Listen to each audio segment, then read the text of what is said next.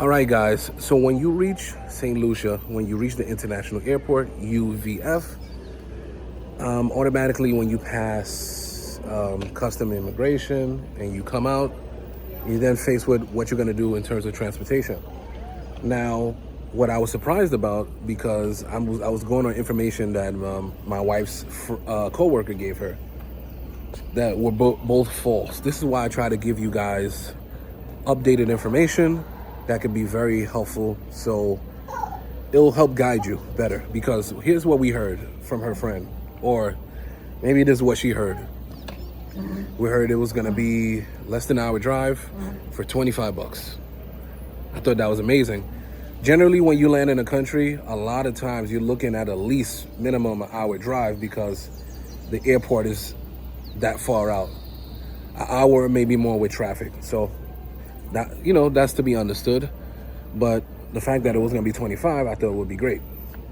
So upon coming here, they told us standard is about 125 because you're going from the southern tip to the northern tip of the country.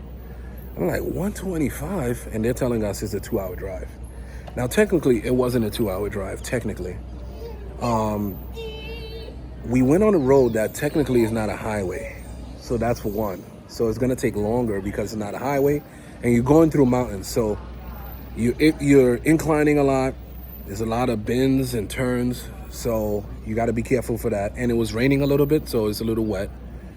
And the speed limit I saw was about 40 miles an hour. So yeah, of course it's gonna take you longer. You're not using a highway and the speed limit is 40 miles an hour. And then when you reach around the area of Castries, which is the area that we're in the northern tip, it's congested. I guess that's where the city, where everything is popping. So we still needed to continue going up. So there's on one side, vehicles can be in a single file going up, and then going down, like if you're going towards the southern tip, there's 2 lanes coming down, but both sides jammed once you get to Castries. So anyway, back to transportation. So I found somebody who would do 90. So, saved a little bit right there, 35 bucks. Yeah, transportation can really, it could really add extra dollars that you weren't expecting.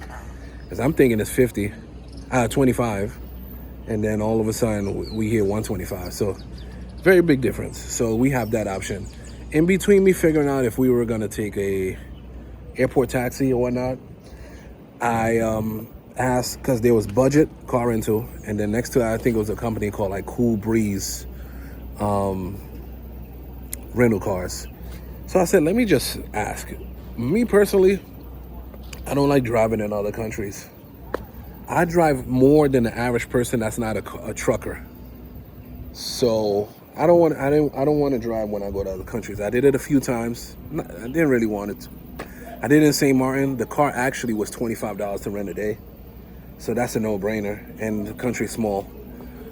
So they told me at Cool Breeze it will be $85 a day, and that's everything included, 85. So I'm like, I thought about it, because that's kind of good to go and come back, but then you have to, but what if we don't drive out around here and stuff like that? So yeah, I was like, nah, we'll just deal with the drivers. But that's for you guys to know. Cool Breeze, $85 a day. You get a small Jeep.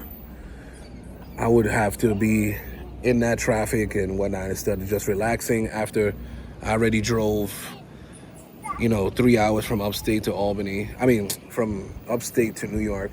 And then I had like a 4+ hour flight.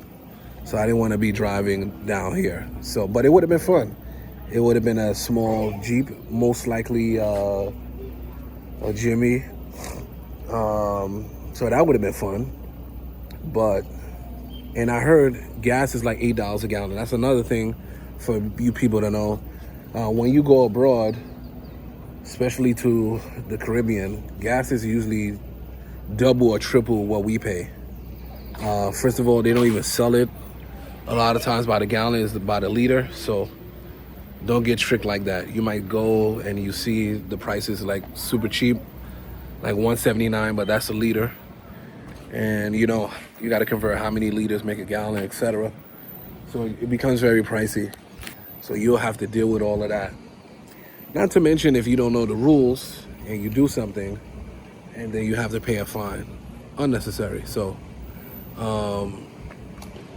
yeah, so I just wanted to let you guys know some of the options. So you can either rent a car, you can get an airport taxi, and kind of haggle a little bit. The airport is not going to really bend, but there's a few guys like on the fringe, like not too far outside, and they'll do it for a little cheaper. You'll save a couple of dollars. So imagine if I save 35 going and coming, that's $70. That's good, because at least I have to pay for airport parking for my car in JFK. So at least it kind of balance things out. So that's what it is. And as we know, no matter where you live, airport taxis are always generally more than regular taxis. That's true anywhere. So keep that in mind. All right. So hopefully this was helpful.